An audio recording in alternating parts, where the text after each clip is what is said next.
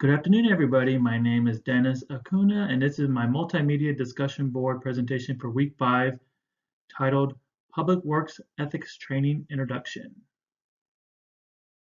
With this introduction video, what I'm trying to do is provide some background before you go into your detailed ethics trainer later on. I'm going to touch on 4 key bullets shown here on this slide here. I'm going to go into why are ethics important, some ethics theoretical foundations, why are code of ethics important, and also provide a ethical scenario in our public works department. Okay, starting with my first bullet point, why are ethics important? That question is very open-ended. You ask 10 different people that question, you will probably get 10 different explanations. For our organization, there's a couple here I would like to go over. Starting off with provides accountability and standards of professionalism. If someone acts ethically in their actions, their behavior, their character, they seem to be accountable. You can trust them to do the job as a supervisor, and also you can trust them to be a public servant, which we are here. Standards of professionalism, it goes along with that, is you have a professional that works in our agency. If they abide by ethical standards by the agency or the profession, we will know that we can get that from them. With that going is once you're accountable and you're professional, we know that the public receives what it needs, and that's the reason why we're here. Along with that, you got guidelines for integrity, meaning if someone is seen as ethical, you trust them. You know that they're not going to go and do something behind your back illegally. They're not going to circumvent the system for their personal gain. And with all this, the bottom line is it helps foster the trust of the public. If we lose trust, if the public loses trust in us, then we're not able to provide the services that we are supposed to provide in an efficient and effective way.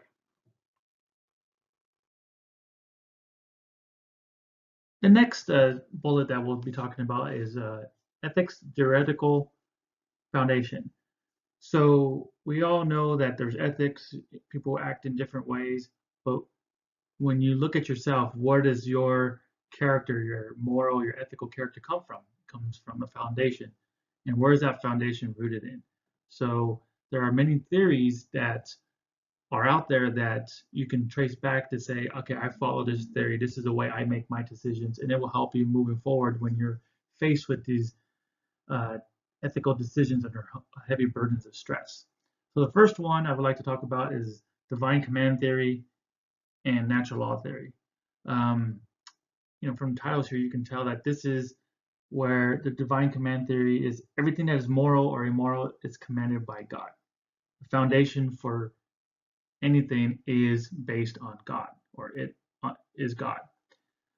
Moving, one step further in natural law theory is, people don't read the same religious material. People don't read the same Bible or Quran. They're not reading the same, may not even know of that, but they still act in a ethical way, almost a divine ethical way.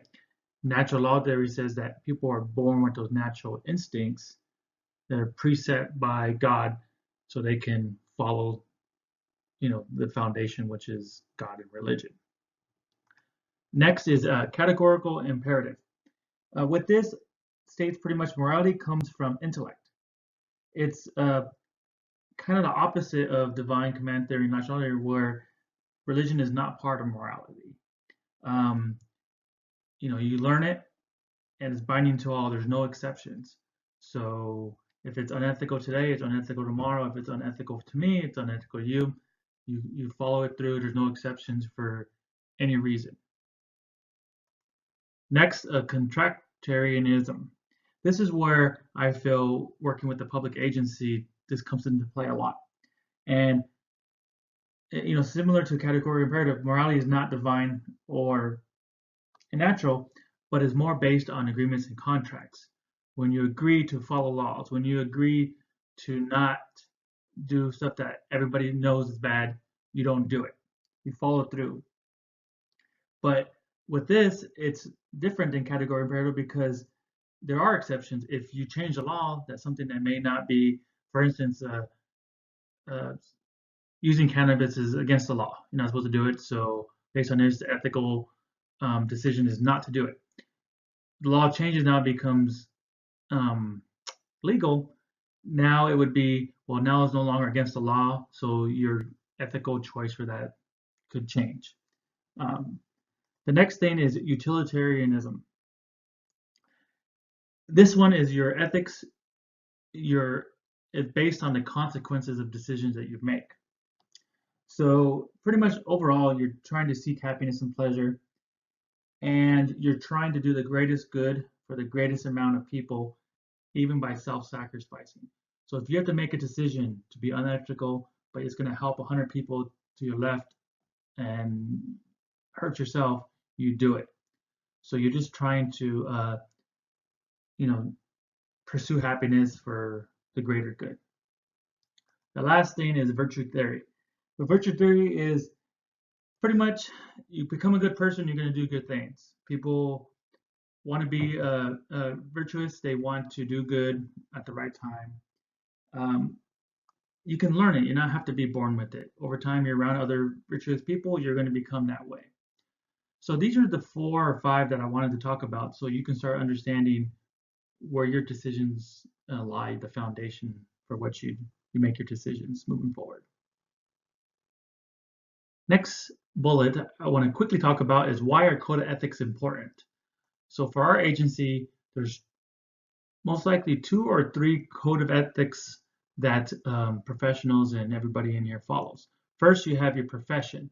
So if you are a licensed engineer, when you get your state license, you follow a code of ethics. You are tested on that, and it's presented to you.